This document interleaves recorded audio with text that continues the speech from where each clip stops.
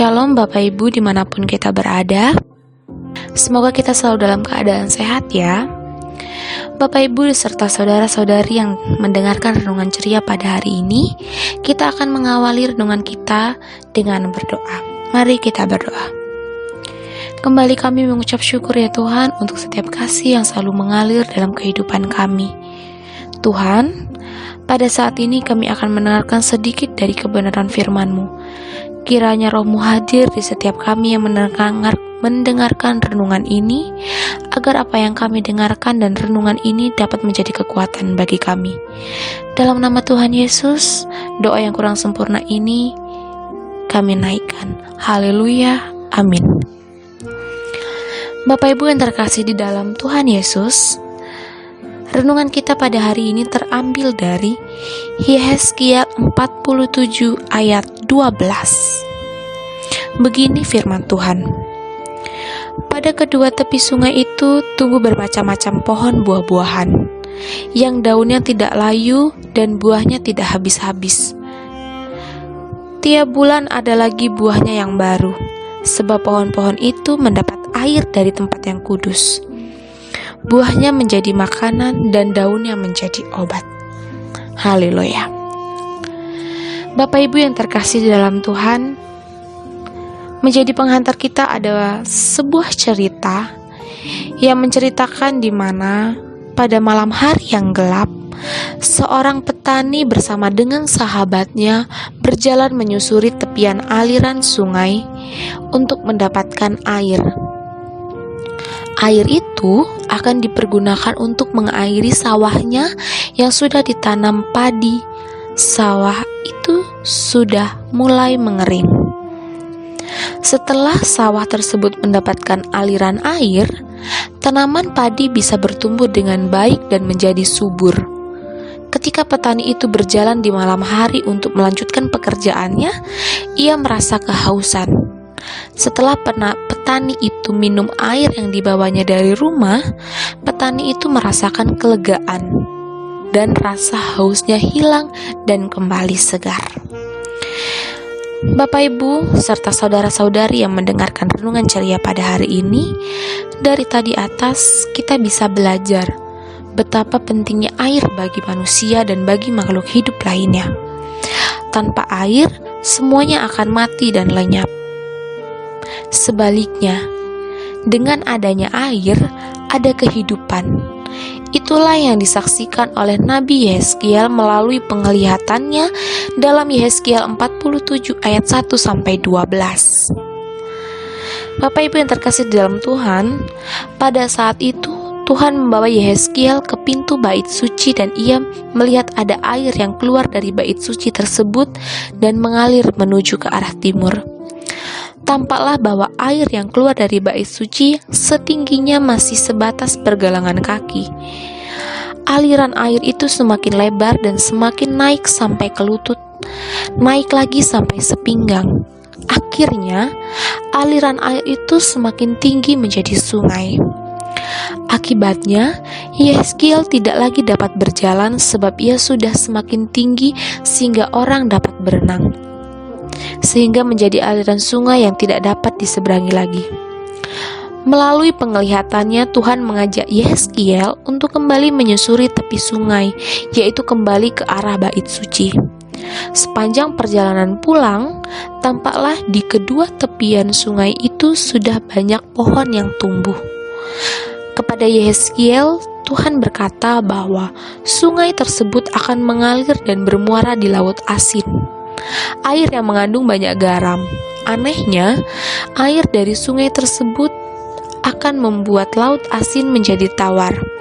Tidak hanya itu Bapak Ibu yang terkasih dalam Tuhan, dari penglihatan Yehezkiel, ternyata air yang mengalir dari bait suci tersebut akan menjadi aliran air yang berguna kemana saja air sungai itu mengalir. Semua yang mendapat aliran air akan mendapatkan dampak positifnya. Sebagai makhluk hidup yang berkeriapan, berbagai jenis ikan yang ditangkap oleh para nelayan, demikian juga rawa dan payanya, semuanya bernadi baik. Di kedua tepi aliran sungai itu tumbuhlah bermacam-macam pohon buah-buahan. Daunnya tidak layu dan buahnya tidak habis-habis. Buahnya menjadi makanan dan baunya menjadi obat, sebab pohon-pohon itu mendapat air dari tempat kudus, yaitu bait suci. Aliran sungai yang terus mengalir membawa dan membuat orang percaya terus bergerak di dalam pimpinan dan penyertaan Roh Kudus, sehingga aliran sungai itu menjadi aliran yang sangat bermanfaat dalam kehidupan. Begitulah seharusnya hidup kita, Bapak Ibu yang terkasih di dalam Tuhan. Sebagai murid Tuhan Yesus mau mengalir mengikuti gerakan Roh Kudus, artinya kehidupan kita terbuka untuk dikuasai dan dipimpin oleh Roh Kudus. Mau berjalan bersama Roh Kudus dan taat kepada kehendak-Nya. Dengan demikian, dalam diri akan mengalir aliran-aliran air hidup yang menyegarkan, menyejukkan, dan menghidupkan. Bapak Ibu yang terkasih di dalam Tuhan, setelah kehidupan kita terbuka untuk dipimpin dalam pernyataan Roh Kudus, kehidupan kita sebagai murid Tuhan Yesus dapat memberikan dampak yang baik dan positif bagi orang lain. Kita menjadi saluran berkat bagi sesama. Kehadiran kita sebagai murid Tuhan Yesus benar-benar dirindukan dan dirasakan di tengah keluarga, tempat kerja, gereja, atau bahkan lingkungan kita berada. Bapak Ibu yang terkasih di dalam Tuhan, orang yang ada di sekitar kita nantinya akan merasakan damai, bahagia, dan sukacita. Setiap perkataan dan ucapan yang keluar dari mulut kita bukan perkataan yang menyakiti atau melukai, namun perkataan yang penuh hikmat, membangun dan memberkati.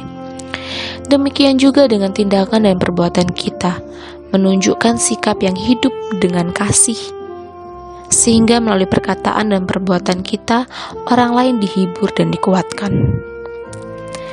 Bapak Ibu yang terkasih di dalam Tuhan, hidup terbuka dengan pimpinan Roh Kudus atau mengalir bersama Roh Kudus dalam kenyataannya bukan perkara yang mudah. Selalu banyak tantangan dan hambatan yang menghadangnya dan mengikutinya. Namun, dengan membuka diri bagi aliran Roh Kudus, kita akan mengalami aliran Roh Kudus. Hal itu seperti digambarkan dalam penglihatan Yehezkiel, ketika air yang mengalir dari bait suci itu di dalamnya masih sepergelangan kaki, selutut dan sepinggang.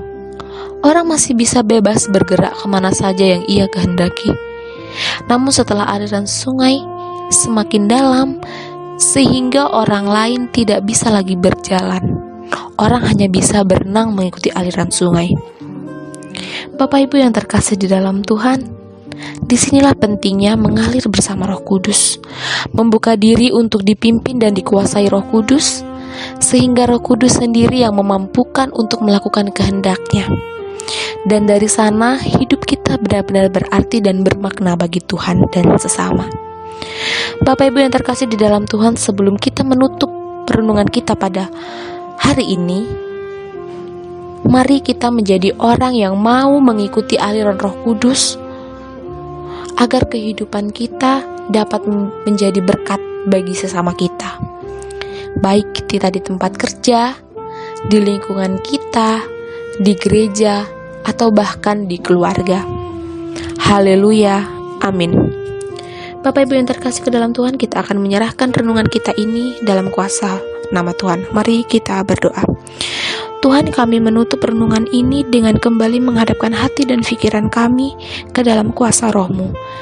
Kiranya Roh-Mu tetap selalu mengalir dalam diri kami masing-masing, dan kami dapat mewujud nyatakan dalam kehidupan kami melalui kasih.